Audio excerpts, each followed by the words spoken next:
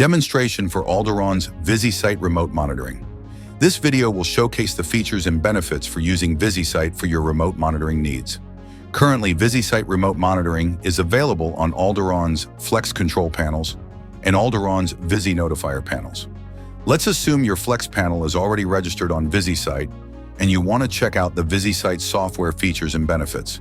Start by going to our website, vizzy.site, click on Vizzy Portal, enter your username and password, and then you will be able to see all the control panels registered to your account. For our demonstration, we are going to look at Alderon's Septic System Control Panel, which is a single-phase duplex alternating control system using a submersible level transducer and a 2-float backup system. The system also uses time dosing for emptying the tank. For our demonstration, once you are in the account, click on the Alderon Septic System Control Panel. On the left side, notice you can click on Alerts, Subscription, Mobile, and Resources. We are going to click on Alerts. The alerts will be displayed in chronological order and will have a description of message and which device it came from. If you had multiple panels assigned to your account and the rule name that caused the alert, you can dismiss the alert simply by pressing Dismiss. Now that we are done looking at alerts, click on Devices and then click on the Alderon Septic System Control Panel. Looking at the top line of menu options, we have Device, Configuration, Event History, Run Records, Stats, Alert Rules, and Info. Currently, we are on the Device menu. Under Control, we can see the status of the control panel's alarm buzzer.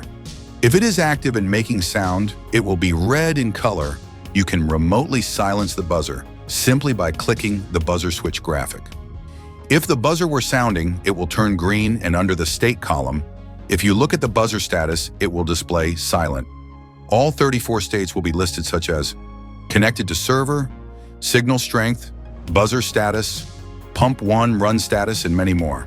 You can filter categories to make the list smaller. Click from the filter option to select pump 1 category. All the states for pump 1 will be displayed. Each state will have a blue information icon to give a more detailed definition of the state. Hover your mouse on the pump 1 extended run alarm information icon, and a display box will read, "Pump 1 has been running too long. The run time for this alarm can be configured." Next, click on the Configuration menu tab. Depending on the model, over 60 configurations can be changed remotely. For example, filter to pump 1.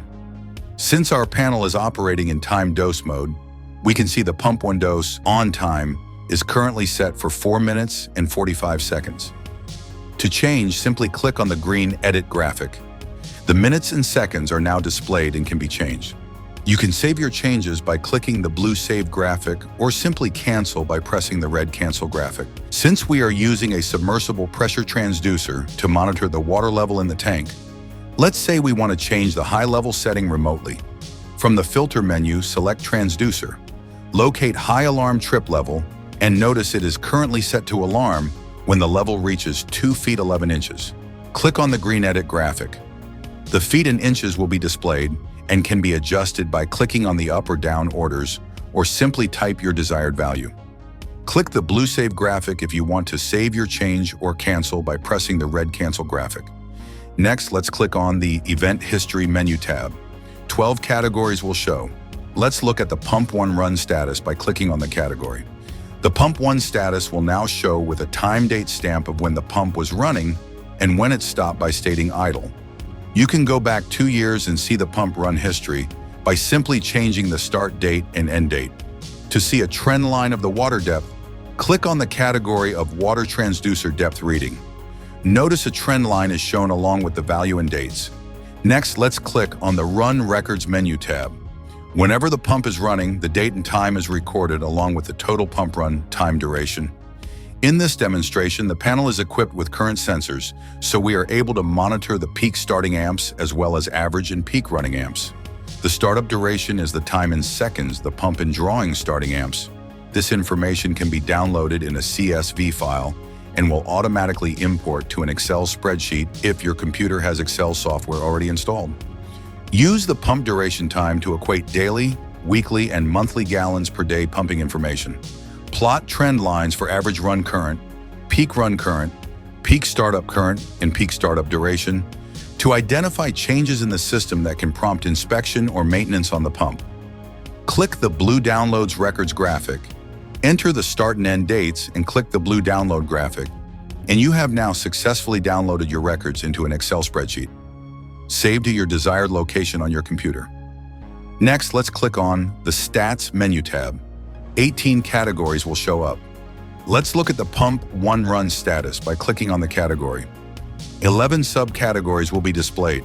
2 important subcategories are pump counts and total time, which is the total elapsed time the pump has run in hours, minutes, and seconds. Each subcategory has resettable and lifetime values. By clicking on the Clear Resettable graphic, you can reset to 0, whatever value is stored under resettable value. The lifetime values cannot be reset to 0. This is analogous to a car's odometer that displays the miles a car has that cannot be reset, which we call lifetime value, and a car's trip odometer that display the miles a car has on a trip, but can be reset to 0, which we call the resettable value.